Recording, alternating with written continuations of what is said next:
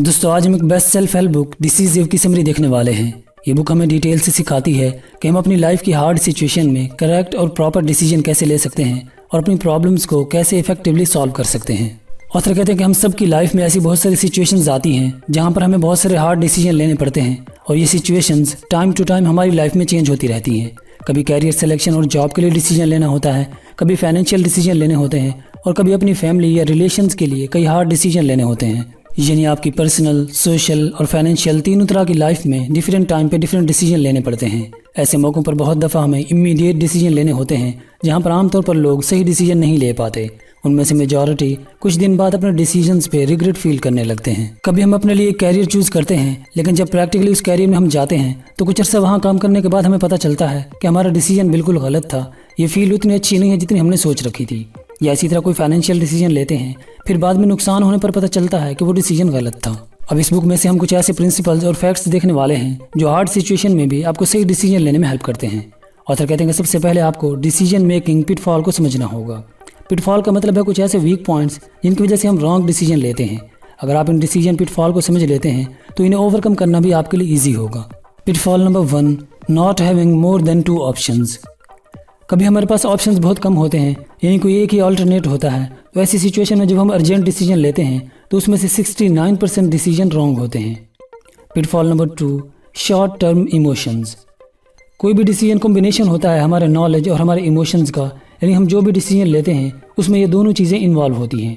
ऐसे में अगर आपके डिसीजन में नॉलेज और अवेयरनेस के कंपेयर में इमोशन ज़्यादा होते हैं, यानी जहाँ हमारे इमोशंस डोमिनेट होते हैं, तो ऐसे इमोशनल डिसीजन मोस्टली गलत होते हैं।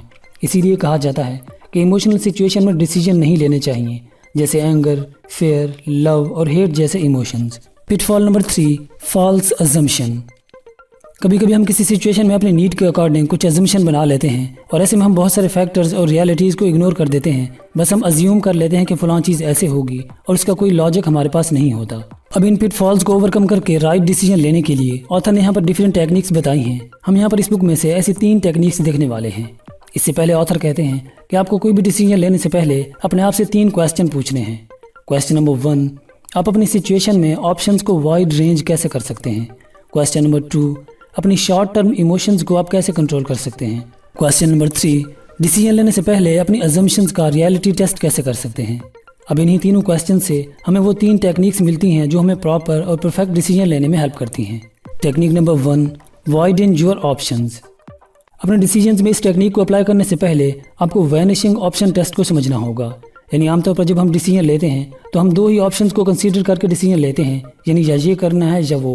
अब वैनिशिंग ऑप्शन टेस्ट कहता है कि अपने ऑप्शंस को वाइड रेंज करने के लिए आपको ये सोचना है कि जो 2 ऑप्शंस अभी आपने कंसीडर कर रखे हैं, अगर इन दोनों में से कोई ऑप्शन भी नहीं होगा तो आप क्या चूज़ करेंगे। तो इससे आप दूसरे ऑप्शंस फाइंड करेंगे और मल्टीपल ऑप्शंस आपके पास आ जाएंगे, तो उस डिसीजन के काफ़ी सारे एस्पेक्ट आपके सामने होंगे। तब आपके लिए उनमें से बेस्ट को चूज़ करना ज़्यादा इजी और सेटिस्फाइंग होगा। Technique number 2, maintain emotional distance. एक रिसर्च की गई जिसमें 2 टाइप के लोगों को स्टडी किया गया। एक वो जिन्होंने हाई सैलरी जॉब को सिलेक्ट किया था सिर्फ उसकी सैलरी की वजह से, जबकि उस जॉब में उन्हें कोई रियल इंटरेस्ट नहीं था। और दूसरे वो लोग जिन्होंने वो जॉब सिलेक्ट की थी जो उन्हें पसंद थी, यानी उनका सेटिस्फेक्शन उसमें था, चाहे उसमें सैलरी शुरू में कम भी थी। अब कुछ साल बाद पहले टाइप के लोग अपनी जॉब से स्ट्रेस और बोरिंग फील करने लगे क्योंकि वो अपने काम के साथ इमोशनली अटैच ही नहीं हो पाए थे, जबकि दूसरी टाइप के लोग अपनी जॉब से खुश थे और अब उनको सैलरी भी बहुत अच्छी मिल रही थी। उसकी रीज़न ये थी कि पहले टाइप के लोगों ने इमोशनल डिसीजन लिया था कि वहाँ पैसे ज़्यादा मिल रहे हैं, इसलिए सेटिस्फेक्शन नहीं भी है तो कोई बात नहीं, जबकि दूसरे टाइप के लोगों ने लॉन्ग टर्म का सोचा बिना इमोशनल हुए कि काम में सेटिस्फेक्शन ज़रूरी है, स्टार्टिंग में सैलरी लो भी है तो कोई बात नहीं। इसलिए आपको कोई भी डिसीजन लेने से पहले अपने इमोशंस को डोमिनेट नहीं होने देना, बल्कि लॉजिकल और लॉन्ग टर्म डिसीजन लेने हैं ताकि आपको बाद में अपने डिसीजंस पर रिग्रेट फील ना करना पड़े। Technique number 3, test your assumptions. जब आप पूरे कॉन्फिडेंस से कोई डिसीजन ले रहे हों और आपने कुछ अजम्पशन सेट की हों कि इस डिसीजन में फ़लाँ पॉजिटिव पॉइंट्स हैं, फ़लाँ बेनिफिट्स हैं, तो फाइनल डिसीजन लेने से पहले एक बार अपने अजम्पशंस का रियलिटी टेस्ट ज़रूर कर लें। जैसे आप कोई गाड़ी लेने जाते हैं, बहुत सारी गाड़ियों में से एक मॉडल आपने चूज़ किया क्योंकि उसकी काफ़ी खूबियाँ आपने सुन रखी थी, तो डायरेक्टली आप वो गाड़ी बाय नहीं कर लेते, बल्कि आप टेस्ट ड्राइव लेते हैं ये चेक करने के लिए कि वाकई में ये चलने में वैसी है जैसी आपने सुन रखी थी, या किसी एक्सपर्ट को आप साथ ले जाते हैं जो गाड़ी की खूबियों और खामियों को अच्छे से जान सकता है। तो ये आप अपने अजम्पशंस का रियलिटी टेस्ट कर रहे होते हैं।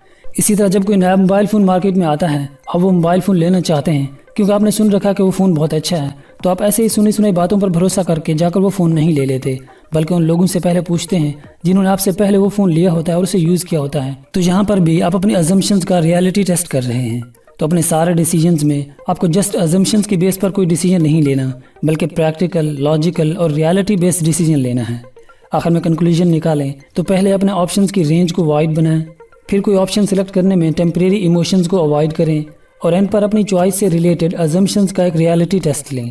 तो दोस्तों ये थे इस बुक से कुछ इंपॉर्टेंट प्रिंसिपल्स जो हार्ड सिचुएशन में भी आपको प्रॉपर डिसीजन लेने में हेल्प करते हैं। मज़ीद डिटेल के लिए आप ये बुक पढ़ सकते हैं। दोस्तों हमारा मिशन है लोगों में बुक्स पढ़ने का शौक़ पैदा करना।